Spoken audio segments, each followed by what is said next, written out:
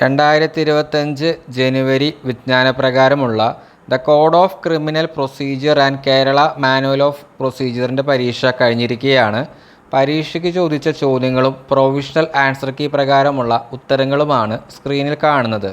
Provisional answer കീയിൽ എന്തെങ്കിലും പരാതിയുള്ളവർ അവരുടെ profile വഴി കംപ്ലൈൻറ്റ് PSCയെ അറിയിക്കാവുന്നതാണ്.